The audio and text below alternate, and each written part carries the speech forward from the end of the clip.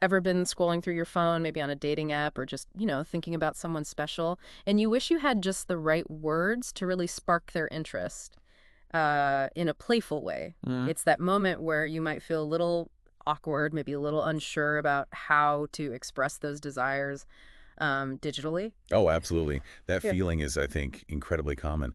The digital world opens up so many avenues for connection, yeah. But navigating the subtleties of, like, erotic communication can definitely feel like new territory for a lot of us. Totally. Well, today we've actually got a guide for you thanks to Tina Horn's book, Sexting the Grownups, Little Book of Sex Tips for Getting Dirty Digitally. Right. And this isn't just about sending like a quick suggestive message. We're taking a real deep dive into mastering digital erotic communication to, well, enrich your relationships and explore what you truly desire. This book, it came to us from you, our listener. Perhaps you were looking for ways to, add some excitement to your digital interactions. Yeah, maybe. Or maybe to better understand the often unspoken rules of online intimacy, or simply to get a clearer picture of this very modern way we connect. Exactly. So, our goal today is really to extract the most insightful and immediately practical advice from Tina Horn's guide. We want to help you feel more confident and, well, effective in your digital dirty talk. And Horn, she really covers a broad spectrum. She Yeah. starts with the fundamentals like expressing desire in person, Uh huh. then explores the whole online dating scene, and finally dives deep into the specifics of sexting itself, sharing sexy photos, even video chatting. Okay. So we'll be focusing on the key areas that will probably give you the most value in your digital interactions. Okay. Let's get into it then. Tina Horn starts by emphasizing something pretty fundamental. Being good at digital communication, well, it really grows from being comfortable expressing your desires in the physical world first. Right. It's not just about hiding behind a screen. That's a really crucial foundation, actually. Mm-hmm. She points out a common hurdle. People saying, I just don't know what to say. Yeah, it's like that feeling of performance anxiety, right? In the middle of something potentially intimate. Exactly. The words just sort of evaporate. But Horn's key insight here, and I think this is great, is that you do know what you want. It's often just finding the confidence to actually say it out loud. And she really stresses that practice is essential. Practice, practice, practice. Horn even provides her top 10 sentences to practice, using kissing as an example.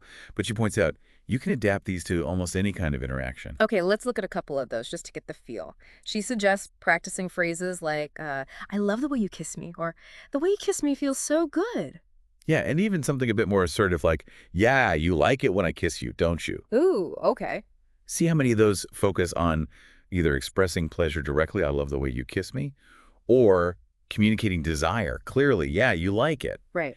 It really hammers home her point about getting over that hesitation and just stating what you want. That's like key for effective erotic talk. And she really encourages embracing a bit of silliness, too. She basically says the more you let go and just express yourself, even if it feels a little funny at first, Uh-huh. the more fun and, turned on both you and your partner are likely to be. That makes so much sense. Yeah. Often it's our own internal critic, our own hesitations that stop us from fully enjoying and expressing our sexuality. Letting go of that self-consciousness Mm, can be incredibly freeing. yeah. And, like Horn suggests, it can lead to more intense experiences, deeper connections. Now, this next bit of advice might seem a little out of place, maybe, in a book about digital stuff, but Horn strongly recommends keeping a private, dirty notebook. Ah, yes. Oh. This is all about fostering self-awareness. Mm-hmm. She suggests using it almost like a really personal journal, a completely private space where you can explore your true sexual self without any judgment. None at all. Right. So she recommends making lists, like things that are a definite yes for you, a no, a maybe, in terms of sexy activities, tracking dreams, fantasies, maybe even trying your hand at writing some erotica. Doesn't matter how wild it seems. And what's really interesting is her suggestion to physically write down your favorite sexts. Oh. Yeah, she found that actually writing them out helped her internalize the phrases that really clicked for her. Of course, you could probably get a similar vibe by, saving screenshots in a secure folder or something. Right, a digital version. She also suggests these like automatic writing exercises. Set a timer, just jot down everything about your ideal online hookup or romantic getaway. It's all about tapping into your desires without worrying about anyone else for a change. Mm, And this kind of self-exploration really lays a strong foundation for more confident communication later, online and in person. Knowing what you want makes it way easier to ask for it. Okay, so you've got a better handle on your inner desires. You're feeling a bit braver about expressing them. What about actually navigating the digital dating landscape? Right. Horde acknowledges that, yeah, loads of people use apps and sites now for casual stuff, regular hookups, serious relationships, the whole gamut. Hmm. But she also points out the downside, it can feel overwhelming, even a bit dehumanizing sometimes with just the sheer volume of profiles. It's that weird paradox, isn't it? Like endless potential connections, but it can feel so isolating too. Totally. So her first piece of advice for handling this is actually surprisingly simple, but crucial. Hmm. Look after yourself first. Yeah.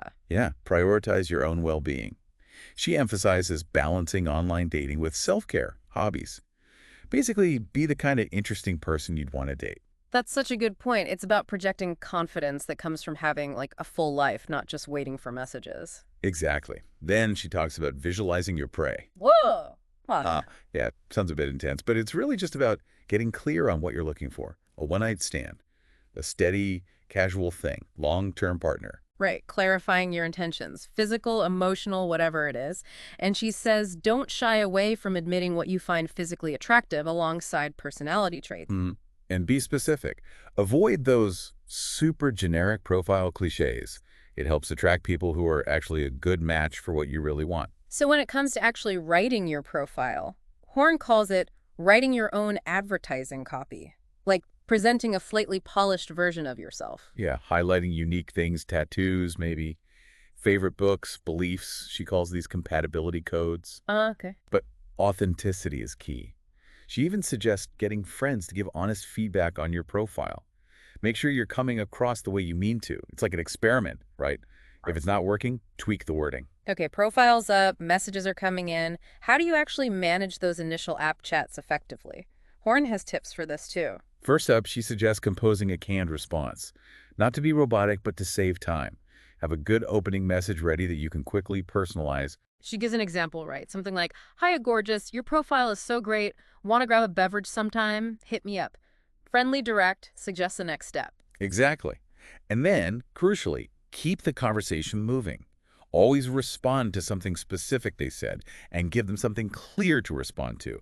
Don't just let it fizzle out. Yeah, nothing worse than a dead-end message. Right. And if it does stall, don't feel obligated to drag it out forever. And she's a big fan of moving things off the dating app to text messages pretty quickly. Yes. She says it feels more personal, less like you're just, playing a game on the app. Makes sense. Absolutely. Yeah. She advises against getting stuck in endless small talk or deep emotional processing within the app. The initial goal is just to gauge interest and then switch channels. Horn even lays out some commandments for online dating communication, like essential rules for navigating this stuff well. Yeah, these are good. They cover things like self-control, don't spend all your time browsing, Yeah. being assertive about your needs, setting clear boundaries, Mm-hmm.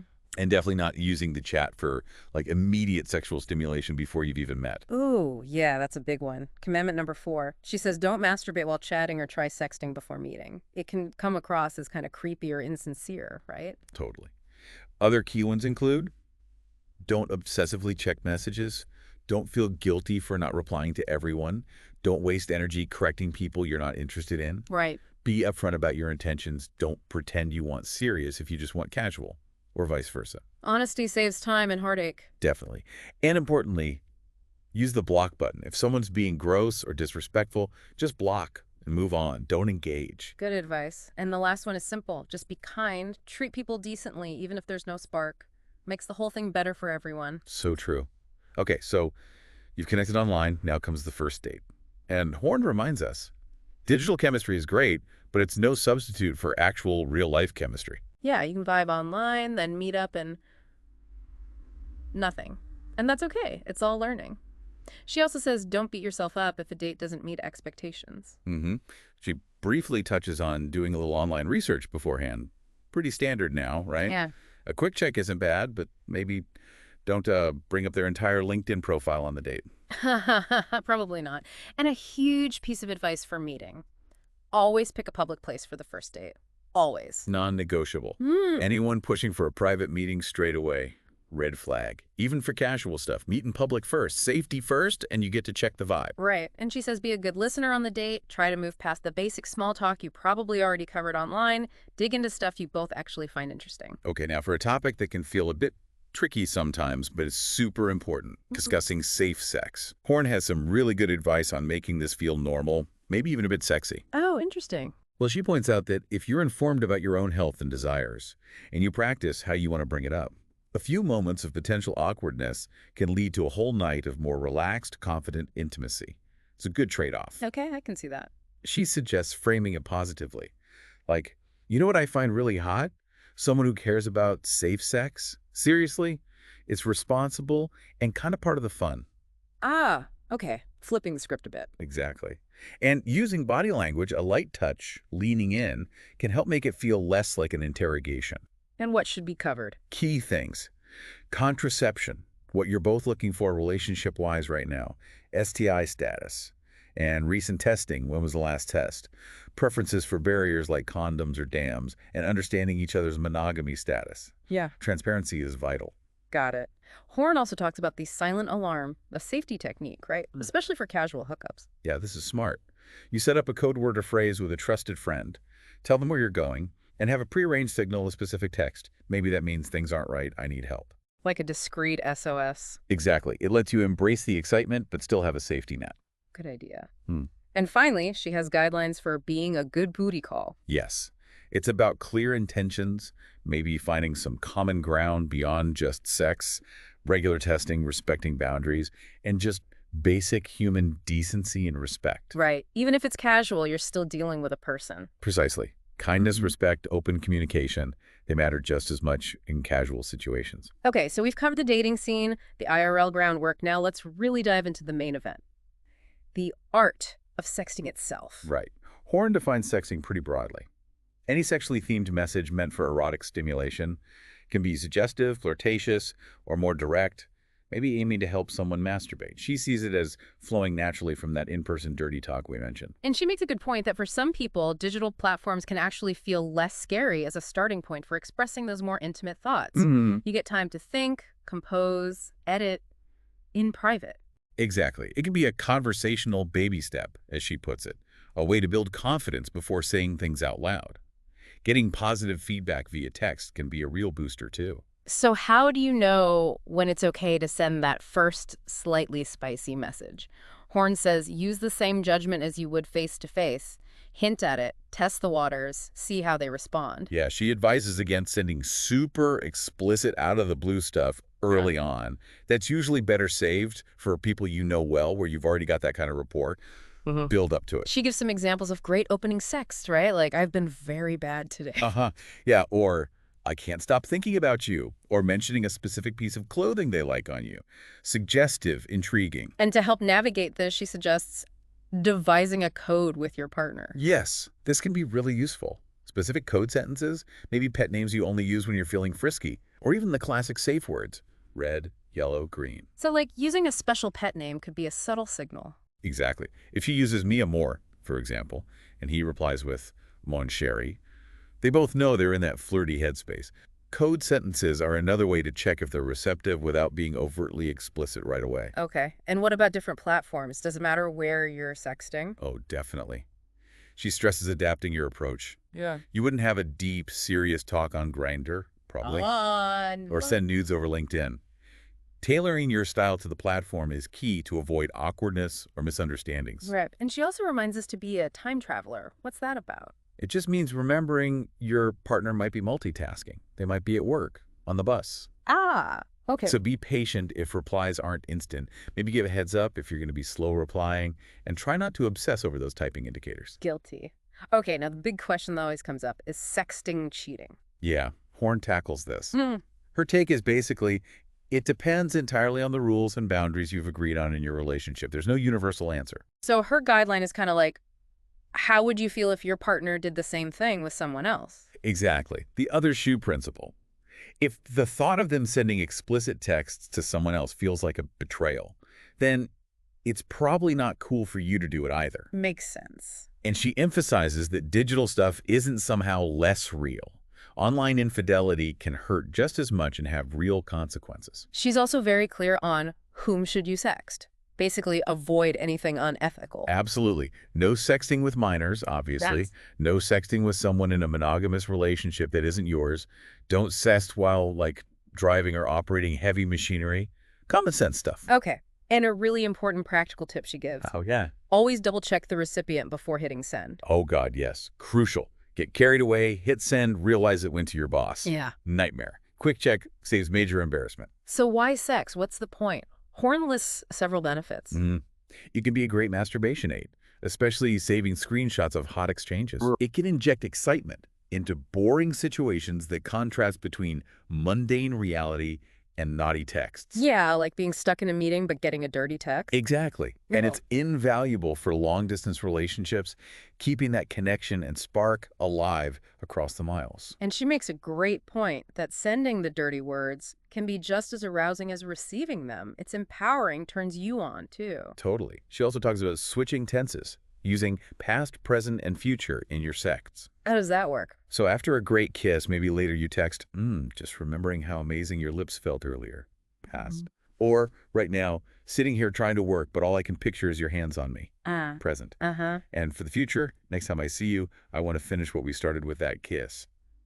Build anticipation. Ooh, okay. That's a neat technique. Keeps the energy going. She also distinguishes between flirting texts and text sex. Right. Flirting texts are lighter, more suggestive teasing. Text sex is more immersive, often geared towards stimulating a partner who might be pleasuring themselves at that moment. And she admits it can be hard to type coherently when you're really aroused during text sex. Yeah. She says those short, maybe even misspelled or monosyllabic replies can actually be a good sign, means you have the desired effect. It's like digital mutual pleasure. Okay. And her advice on acronyms.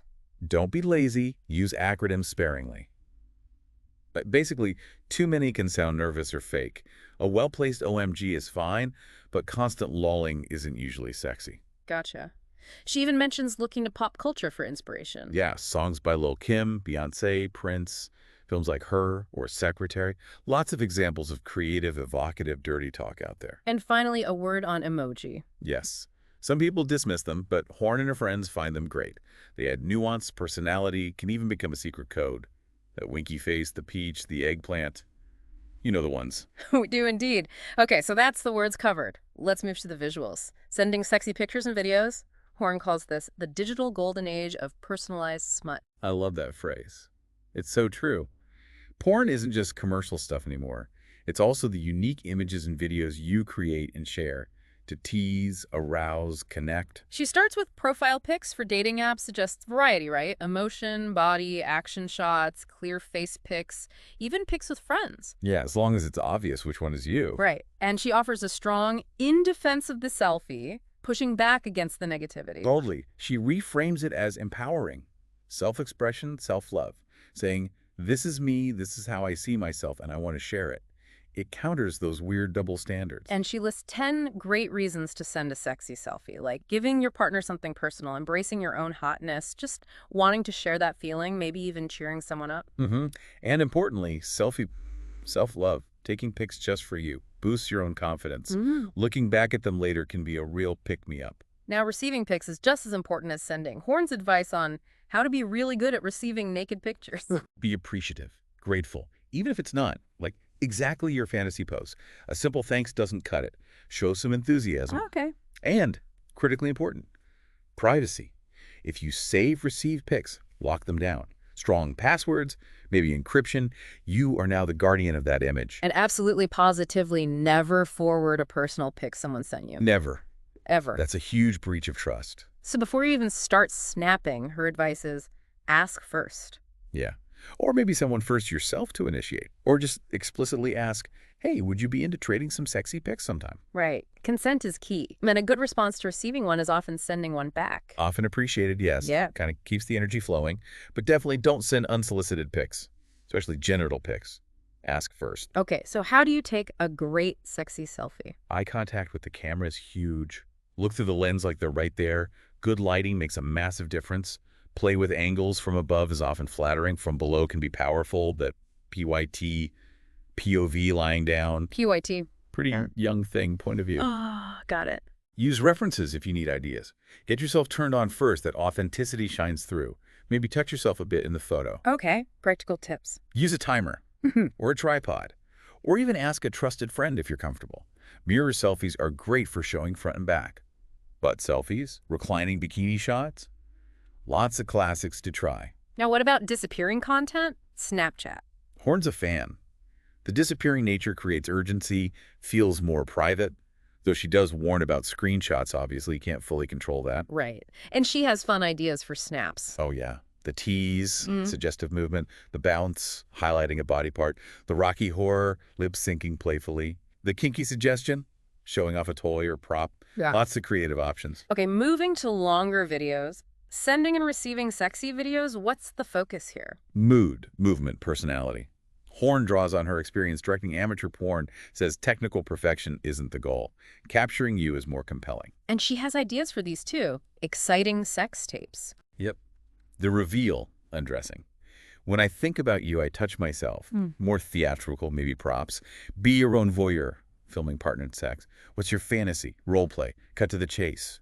Just the orgasm moment. Wow. Okay, and what about just audio? Oral fixation. Skip the visuals. Just send a voice memo of, well, the sounds of pleasure. Surprisingly intimate and hot for some people. Interesting. And for the more exhibitionist types? The instant porn star idea. Make a video, upload it to an amateur site with full consent, share the private link, but she strongly warns, ignore any public comments. Good caveat. And finally, for real-time connection across distance. The live sex show via video chat, Skype, FaceTime, whatever. Why is video chat sex so hot, according to Horn? 10 reasons. Showing and seeing simultaneously. The creativity distance forces. It encourages more dirty talk, the intimacy of seeing reactions. Lots of factor. And ideas for video chat sessions. Spread it. Self-pleasure lying down. Get along little doggy, showing your backside.